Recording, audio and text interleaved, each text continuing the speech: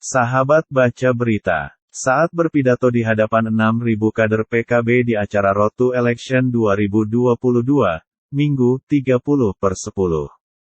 Ketum Gerindra Prabowo Subianto mengaku prihatin dengan masyarakat yang suka membenci pilihan politik orang lain. Menurutnya perlu untuk melihat objektif keberhasilan seorang pemimpin termasuk Presiden Jokowi. Saya kadang-kadang prihatin di Indonesia masih ada politik jelek menjelekkan. Masih ada pihak-pihak yang selalu melihat hal-hal yang negatif.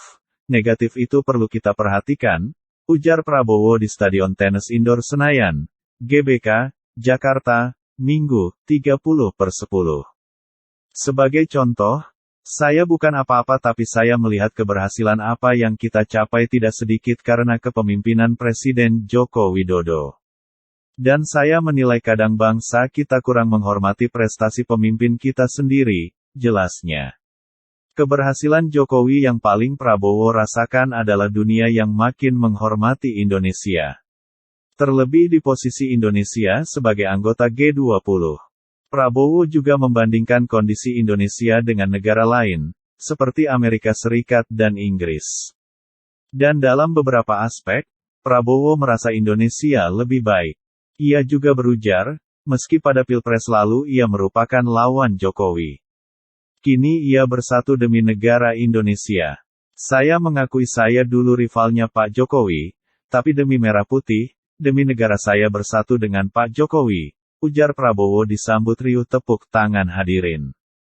Ia menegaskan tidak ada gunanya ribut sebab ia tak ingin menjadi presiden bila membuat perpecahan bangsa.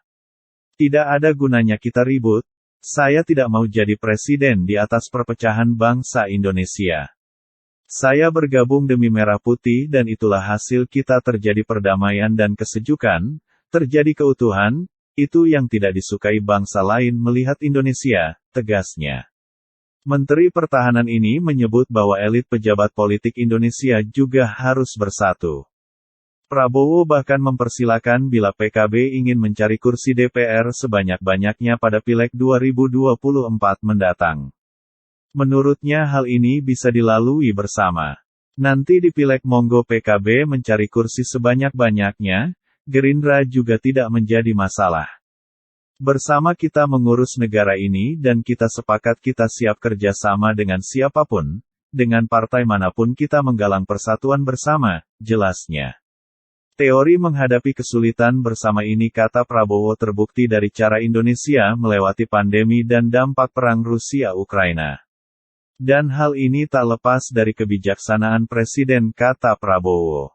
Tapi sekali lagi Presiden kita menegakkan politik luar negeri yang benar. Kita tidak memihak manapun, Indonesia bersahabat dengan semua negara dan memiliki filosofi 1000 kawan terlalu sedikit satu lawan terlalu banyak, pungkasnya.